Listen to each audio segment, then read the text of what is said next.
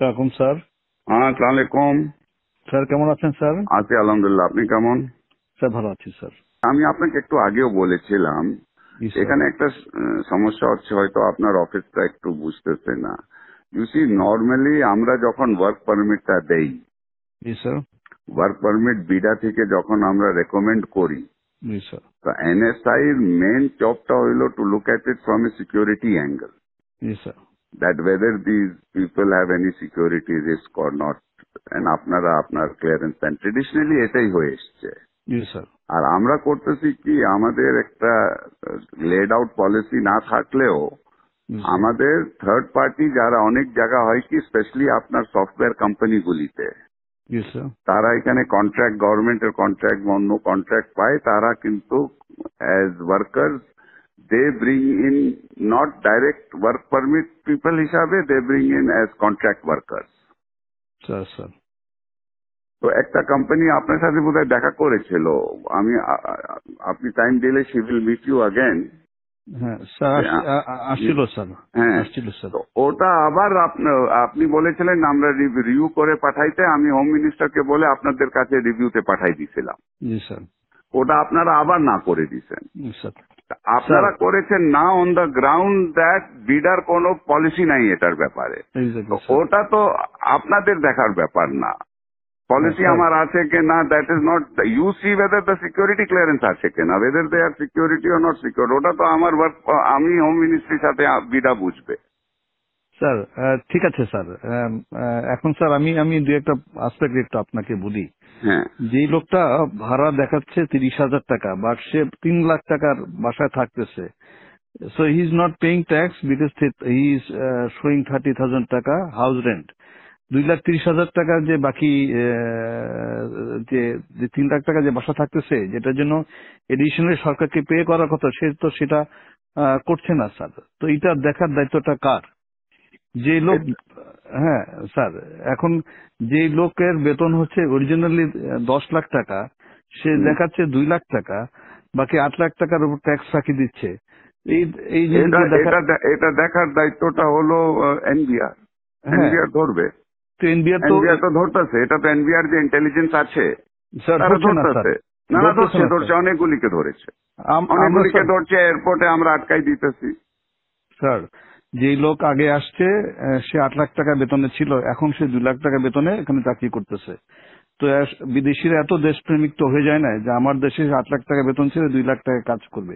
সুতরাং আমাদেরকে তো এইগুলো যখন অবজেকশন দিয়েছি, তখন সে তার বেতন আবার বাড়ায় 6 লাখ টাকা করেছে sir.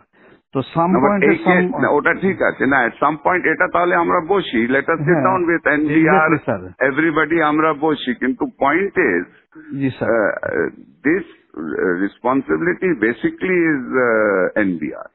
Sir, if NBR is not doing it, then you should point out to them যে তোমরা করো, কিন্তু তার দায়িত্বটা, হ্যাঁ, ওর দায়িত্বটা আপনি আপনার ঘাড়ের উপরে তো নিতে পারেন না। জি স্যার, আমরা না করতে পারলে ভালো হতো স্যার। তবে এই প্রসেসে আমরা সরকারের রেভিনিউ আনে বড় একটা অংশ রেখেছি। না, এটা ঠিক আছে, এটা আমরা একটা তাহলে মিটিং করি, আমরা আপনারা মিটিং করি, কিন্তু এই কেসে তো this is not the case. এই কেসে স্যার, একটা কোম্পানি যখন একটা লোক আনে, তখন তার একটা বেতন ধরে যে তার এত টাকা বেতন, এত টাকা করবে, সেই হিসাবে যদি আবার থার্ড পার্টিকে দিয়ে দেয়, তাহলে এটাকে বিডা একটা পলিসিতে আমাদের দিয়ে দিক যে না, ইচ্ছা করলে সে আমি 2,000 টাকা, হ্যাঁ, আমি আমাকে সিকিউরিটি ক্লিয়ারেন্স দিবেন জুবের স্যার। আপনি এখন যদি পলিসি ম্যাটারে যদি NSI is going to say you have to dictate policy to me, then তো it is going to be very difficult. Sir, এটা একটু বলা উচিত স্যার। তাহলে আমরা সিকিউরিটি ক্লিয়ারেন্সটা তাকে, সে যে বিদেশ থেকে যখন আসবে তাকে সিকিউরিটি ক্লিয়ারেন্সটা তাহলে আমরা না দিই, আমাদের কাছে না নিল, আমাদের কাজটা খুব কমে গেল স্যার। আমরা কাজ আপনার এখন যে হোয়াট ইজ ইউর টিওআর, আপনার থেকে যে সিকিউরিটি ক্লিয়ারেন্সের জন্য আসে, হ্যাঁ, এতদিন তো এটা তো অনেক দিন থেকে করে আসতেছে, হোয়াট ইজ ইউর আপনার টার্মস অফ রেফারেন্সটা কি? আমরা এটা দেখি যে সে সরকারের, মানে প্রথম কথা হচ্ছে যে সিকিউরিটি পার্সপেক্ট থেকে তার এমনি তার কোনো নিরাপত্তা হুমকি কিনা, 2 নম্বর হচ্ছে যে কোনো ব্ল্যাকলিস্টে আছে কিনা। জি স্যার, 2 নম্বর হচ্ছে ইকোনমিক সিকিউরিটি পার্সপেক্টিভে সে সরকারের ফাঁকি টাকি দিয়ে কোনো জায়গা থেকে সরকারের ক্ষতি করছে কিনা এটাও আমরা দেখি স্যার। এখন আমরা যদি বলে, সরকার যদি বলে না এটাও দেখার দরকার নেই, আমরা ক্লিয়ারেন্স করতেও রাজি নেই স্যার, আমাদেরকে অনেক ইম্পর্টেন্ট কাজ আছে। কিন্তু যখন একটা লোক ফাঁকি দিয়ে, যার বেতন 10 লাখ টাকা, সে 2 লাখ টাকা বেতন দেখায় বিদায়ের সাথে হাত মিলায়া সে যখন সরকারকে ফাঁকি দিচ্ছে, তখন কেউ না কেউ তো দায়িত্বটা নিতে হবে স্যার। না না, বাট এটা তো আপনার ঠিক আছে, আমি দেখি, আমি প্রিন্সিপাল সেক্রেটারির সাথে কথা বলি। জি স্যার। আমার যতদূর মনে হয় দিস ইজ নট, এতদিন তো ছিল না, এটা তো নতুন, আপনি ডিজি হয়ে এই প্রবলেমটা আসছে, এর আগে তো কোনোদিন হয়নি। আমি 2009 সাল থেকে এই প্রতিষ্ঠানে আছি। I work as director external, এবং যারা এরকম ট্যাক্সের ফাঁকি দিচ্ছে এই বিষয়গুলো সবগুলো আমরা এইভাবে করে ধরেছি, এবং আমরা যখন অবজেকশন দিয়েছি ওরা আবার বেতন বাড়ায়, যেটা লিগ্যাল যে পায়, যে বাড়ি ভাড়া যা 3 লাখ টাকা দিয়ে করতেছে সে তখন 3 লাখ টাকা বাড়ে ওটার উপর সরকারকে ট্যাক্স দিয়েছে স্যার। চিটাং পোর্ট দিয়ে স্যার হাজার হাজার গাড়ি আসে, ওগুলো আটকাই ওরা ট্যাক্স দেয়। So I am adding value tax to the government. Although এখন বলবেন যে না এটা তো রেসপন্সিবিলিটি না স্যার, এটা যদি সরকার বলে দেয় যে না এগুলো করার দরকার নেই, আমরা কিছু করবো না স্যার, আমাদের কাছে ক্লিয়ারেন্স না পাঠাইলেও তো হবে না স্যার। কিন্তু বিডা আমাদেরকে বলতে হবে যে তারা যদি জাস্টিফাই করে যে একটা লোক বিডা যদি কম্প্রোমাইজ না হয় আমাদের তো কোনো অসুবিধা নাই স্যার। আমাদেরকে একটু ক্লিয়ারলি বলে দিক স্যার যে একজনের জন্য নিয়ে এসে একজনকে দিতে পারবে, বা 2-3 হাত ঘুরে এসে লোক কাজ করতে পারবে, আমাদের কোনো অসুবিধা নাই স্যার। একটা মিটিং হলে ভালো হয় স্যার, আমাদের জন্য সুবিধা হয় স্যার। আচ্ছা ঠিক আছে, আমি দেখি, আমি একটা মিটিং এর ব্যবস্থা করি, আমি প্রিন্সিপাল সেক্রেটারির সাথে কথা বলি। এটা একটা we need to get A clear guidance on this. এবং আমি স্যার 12 বছর এই পজিশনে চাকরি করতেছি, এবং এইভাবে আমরা কিন্তু ক্লিয়ারেন্স মানে যেগুলোতে কম হয় না আমি অবজেকশন দিয়ে আসতেছি কিন্তু।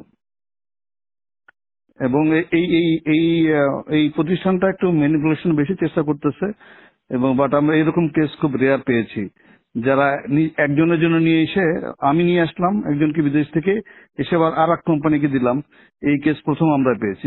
বিডা আমাদেরকে বলে দিক যে এইটাতে কোনো অসুবিধা নাই, আমরা সদস্য দিয়ে দেবো, বিডাও ক্লিয়ারলি বলে না। আচ্ছা ঠিক আছে, আমি দেখি। আর আপনাকে একটু জানাচ্ছি, BIDA is a compromise organization sir,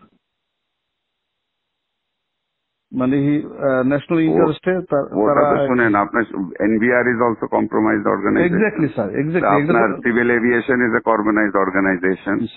আপনার সব থেকে বড় কম্প্রোমাইজড অর্গানাইজেশন ইজ দুদক। জি স্যার। আচ্ছা, আর আপনার অর্গানাইজেশনও কম্প্রোমাইজড আছে স্যার? এখানে তো আমার বাংলারই আছে স্যার। আপনারও তো কম্প্রোমাইজড আছে। আপনার লোক যখন নিচে যায় ক্লিয়ারেন্সের জন্য, ব্যাংকের যে ডাইরেক্টরের জন্য আপনার থেকে ক্লিয়ারেন্স নেয়, আপনি যে জুনিয়র অফিসারকে আপনার গ্রামে গঞ্জে পাঠান আমার সম্বন্ধে খোঁজ নিতে, তো সেও কম্প্রোমাইজড আছে ওখানে। বাংলাদেশে কোন জায়গা কম্প্রোমাইজ না? সবাই মিলে একটু ভালো করার চেষ্টা করতেছি। সেটা করেন, কিন্তু ডোন্ট সে দ্যাট কম্প্রোমাইজ আপনার অর্গানাইজেশনটাও is compromise. I can give you examples where your people have gone and to give a clearance certificate, how much money they have charged. Sir এটা আছে স্যার, আমি অস্বীকার করছি না স্যার। তাহলে আপনি বলতেন বিডা ইজ কম্প্রোমাইজ, সবাই কম্প্রোমাইজ আছে। আর don't tell me BIDA is compromise, you are also compromise. You want examples? I can give you examples. Sir আমাদের টিআর থেকে এটা বের করতে দিলে আমরা উই আর হ্যাপি, আমরা ক্লিয়ারেন্স ঠিক আছে। আমি let me talk to principal secretary. I'll have a meeting to find out exactly where we are. এটা তো we have to understand it. Yes, sir. Sir, thank you, sir. Assalamu alaikum, sir.